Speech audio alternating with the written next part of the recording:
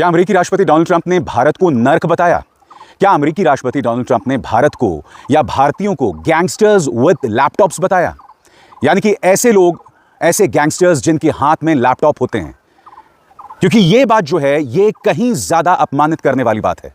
आपने भारत को नर्क बताया तो बताया, मगर दूसरी तरफ डोनाल्ड ट्रंप एक ऐसी सोच को बढ़ावा दे रहे हैं जहां भारत के जो पढ़े लिखे लोग हैं उन्हें गैंगस्टर्स बताया जा रहा है। आसान लफ्जों के जवाब में डोनाल्ड ट्रंप ने खुद अपने मुंह से भारत को नर्क या फिर भारतीयों को गैंगस्टर्स विद लैपटॉप नहीं बताया, मगर उन्होंने अपने ट्रूथ सोशल मीडिया प्लेटफॉर्म पे एक बातचीत पोस्ट की है। एक कंजर्वेटिव टॉक शो होस्ट की बातचीत पेश की है जिसमें भारत को नर्क और भारतीयों को गैंगस्टर्स विद लैपटॉप बताया जा रहा है। मगर हमारे प्रधानमंत्री नरेंद्र मोदी पश्चिम बंगाल में जाकर झालमुड़ी खा रहे हैं। सबसे शॉकिंग रहा है हमारे विदेश मंत्रालय की प्रतिक्रिया, वो मैं आपको बताऊंगा दोस्तों। मगर सबसे पहले मैं आपको बतलाना चाहता हूं कि दरअसल डोनाल्ड ट्रंप ने कहा क्या है आपके स्क्रीन पर। ट्रंप ने ट्रूथ सोशल पर अमेरिका के कंजर्वेटिव कमेंटेटर माइकल सैवेज के एक टॉक शो सेगमेंट का ट्रांसक्रिप्ट शेयर किया है जो बर्थ राइट सिटीजनशिप पर था।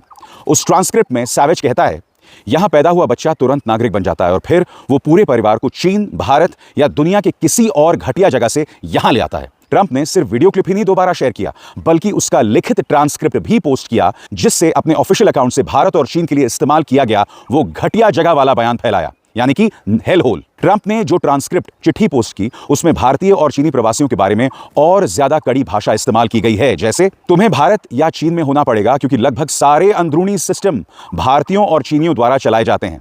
उन्हें लैपटॉप वाला गैंगस्टर बताया गया जिन्होंने हमारे झंडे का अपमान किया और कहा गया कि उन्होंने देश को उतना नुकसान पहुंचाया है जितना सभी माफिया परिवार मिलकर भी नहीं पहुंचा पाए। ये सारी बातें उसी टेक्स्ट का हिस्सा थी जिसे ट्रंप ने प्रमोट किया, इसलिए भारतीय मीडिया इससे शॉर्ट में ऐसा बता रहे हैं कि ट्रंप ने भारत को हेल होल बताया है।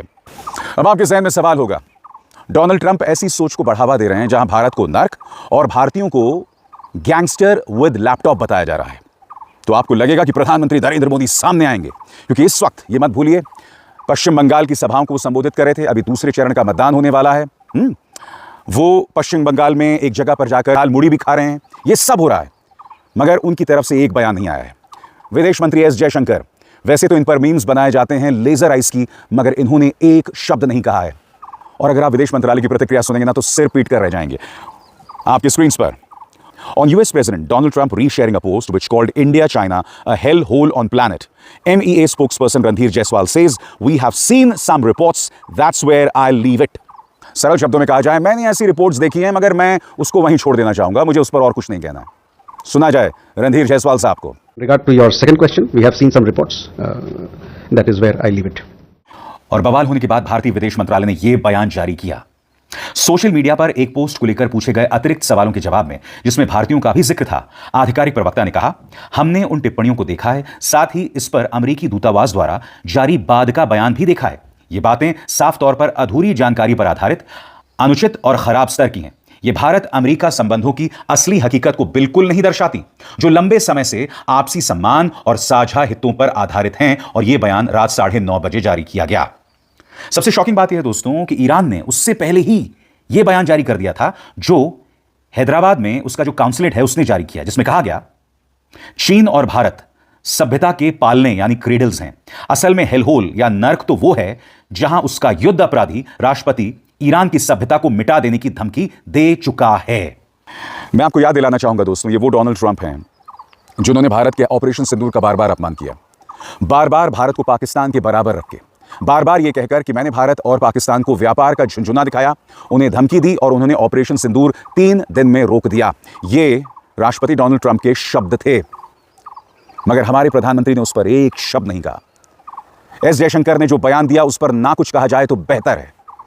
मैं फिर आपसे कहना चाहता हूं दोस्तों, ये वो डोनाल्ड ट्रंप है जिन्हें लाल आंख कनाडा ने दिखाई, वो कनाडा जिस पर वो मिलिट्री हमला कर सकते थे। ये वो डोनाल्ड ट्रंप है जिसके खिलाफ स्पेन के प्रधानमंत्री पेड्रो सांचेज ने बयान दिया।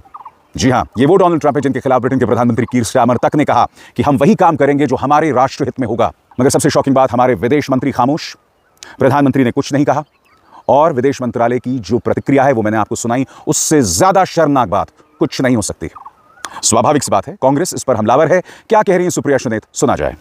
नरेंद्र मोदी के मित्र और अमेरिका के राष्ट्रपति उनके फ्रेंड डोनाल्ड ट्रंप ने भारत को हेल होल कहा है, मतलब नरक जहन्नुम कहा है। यही नहीं, उन्होंने वहां पर काम कर रहे भारतीयों को गैंगस्टर्स विद लैपटॉप कहा है। लेकिन नरेंद्र मोदी की और उनकी सरकार की इतनी हिम्मत नहीं हो पा रही है, इतना साहस नहीं जुटा पा रहे कि वो 2-2 का अमेरिकी राष्ट्रपति से कहें आपकी हिम्मत कैसे हो रही है हमारे देश के खिलाफ या नाप शनाप करने की, हमारे देश का तिरस्कार, हमारे देश का अपमान करने की। और थोड़ी देर पहले विदेश मंत्रालय के नुमाइंदे आए, उनसे पूछा गया, उन्होंने कहा हमने देखा लेकिन हम इस पर कुछ कह नहीं सकते। एक रीढ़ की जो हड्डी है ना, उसको गिरवी रखकर ये लोग सरकार चला रहे हैं। अरे देश के लिए तो खड़े होइए, देश के सम्मान में तो खड़े होइए, देश के खिलाफ जो तिरस्कार अपमान हो रहा है उसके खिलाफ बोलिए तो सही।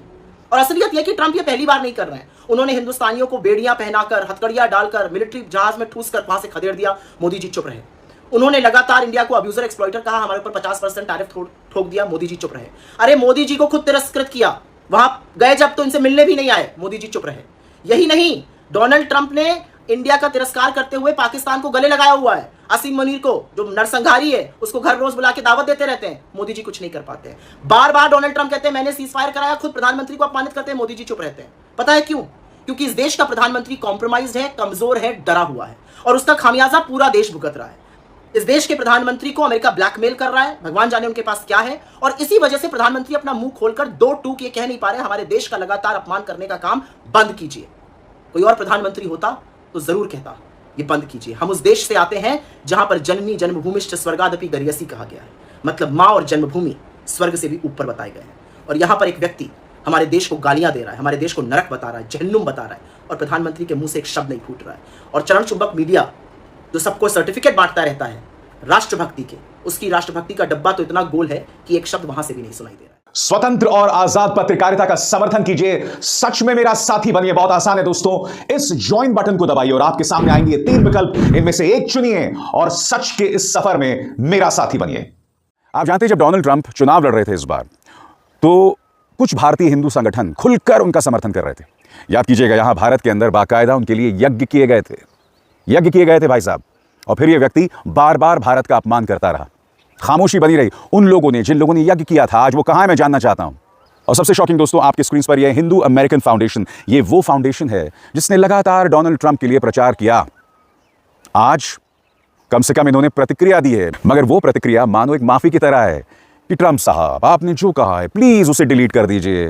गौर फरमाइए हिंदू फाउंडेशन ने क्या कहा है आपके स्क्रीन पर। हम अमेरिकी राष्ट्रपति द्वारा भारतीय और चीनी मूल के अमेरिकियों को निशाना बनाकर इस नफरत भरे और नस्लवादी बयान को शेयर करने से गहराई से परेशान हैं। अमेरिका के राष्ट्रपति के रूप में ऐसा बयान को बढ़ावा देना नफरत को और भड़काएगा और हमारी कम्युनिटीज को खतरे में डालेगा, खासकर उस समय जब जेनोफोबिया और नस्लवाद पहले ही चरम पर है। हम राष्ट्रपति ट्रंप से अपील करते हैं कि वो इस पर दोबारा सोचें, इस पोस्ट को हटाएं और एशियाई मूल के अमेरिकियों के हमारे देश में अमिट योगदान को स्वीकार करें। क्या इस बात को नजरअंदाज किया जा सकता है भारतीय मूल के लोगों ने अमेरिकी अर्थव्यवस्था ने कितना बड़ा किरदार निभाया है? आपको क्यों लगता है आखिर क्यों अमेरिकी कंपनीज भारत में कॉल सेंटर्स खोलते हैं, बीपीओज खोलते हैं? क्योंकि वो भारत की ताकत को महसूस करते हैं। अगर इसके बावजूद डोनाल्ड ट्रंप का यह रवैया है और हमारी सरकार खामोश है, तो इससे ज्यादा शॉकिंग कुछ नहीं हो सकता। कांग्रेस अध्यक्ष मल्लिकार्जुन खड़गे नाराज हैं, उनका बयान आपकी स्क्रीन पर। मोदी जी के प्रिय दोस्त नमस्ते ट्रंप ने एक नोट शेयर किया है जिसमें भारत के खिलाफ अपमानजनक और बेहद घटिया शब्दों का इस्तेमाल किया गया है। मोदी जी इन बेतुकी बातों पर बिल्कुल चुप हैं। विदेश मंत्रालय के प्रवक्ता ने बस इतना कहा कि यहीं पर मैं बात खत्म करता हूं। मोदी जी, आप किस बात से डर रहे हैं? भारतीयों ने अमेरिका की तरक्की में बड़ा योगदान किया है, फिर हम अमेरिकी सरकार के सबसे ऊंचे स्तर पर यह मुद्दा उठाने से क्यों रुक रहे हैं? टेढ़े मेढ़े भारत अमेरिका ट्रेड डील के ढांचे से लेकर ऑपरेशन सिंदूर के दौरान युद्ध रुकवाने की ट्रंप की पुरानी दावों तक, ट्रंप के ब्रिक्स खत्म हो चुका कहने पर उनके सामने मुस्कुराने से लेकर अमेरिका द्वारा भारत पर 50% टैरिफ लगाने तक, हर कदम पर मोदी जी ने भारत के हितों को गिरवी रख दिया है। प्रधानमंत्री के इस हाई वोल्टेज चुनाव प्रचार के बीच मैं सच में उम्मीद करता हूं कि उन्हें 140 करोड़ भारतीयों के इस अपमान और दबाव पर प्रतिक्रिया देने का समय मिल पाए। डोनाल्ड ट्रंप ने पहली बार नहीं किया जब भारत का अपमान किया है। सबसे बड़ी बात, डोनाल्ड ट्रंप ये सब करते जा रहे हैं, मगर न सिर्फ भाजपा सरकार उनकी सुन रही है, मगर उनके बदतमीजियों का जवाब भी नहीं दे रही है।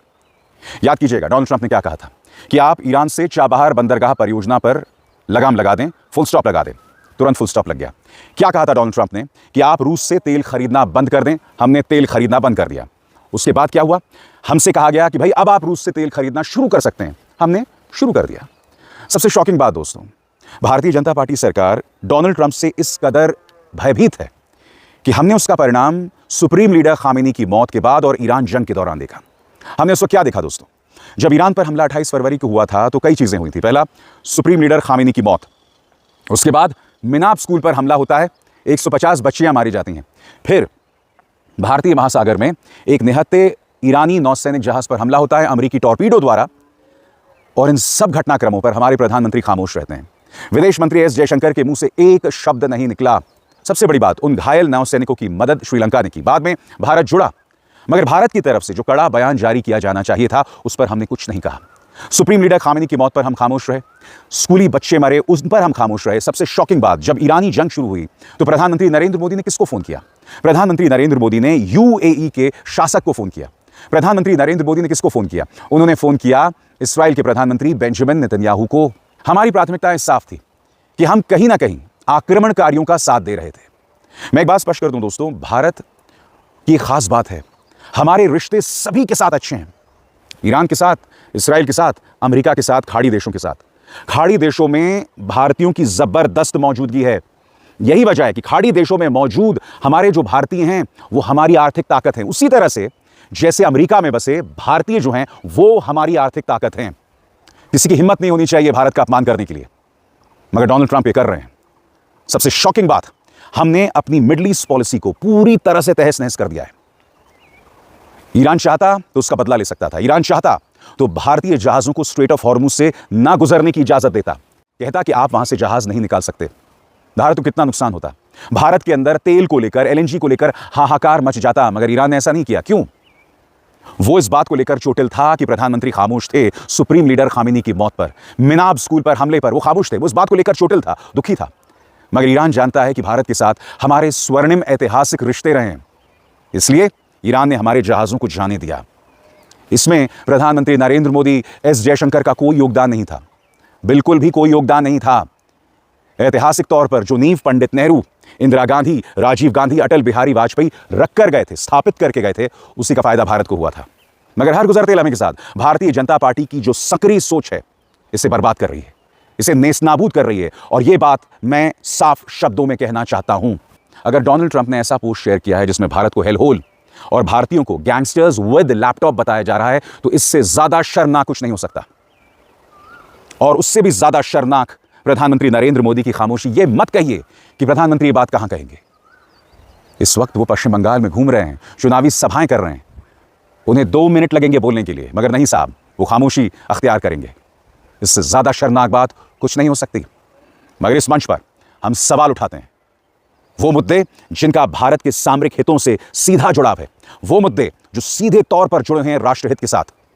क्योंकि आज जो बात आप कहते हैं ना, उसकी गूंज सदियों तक सुनाई पड़ती है।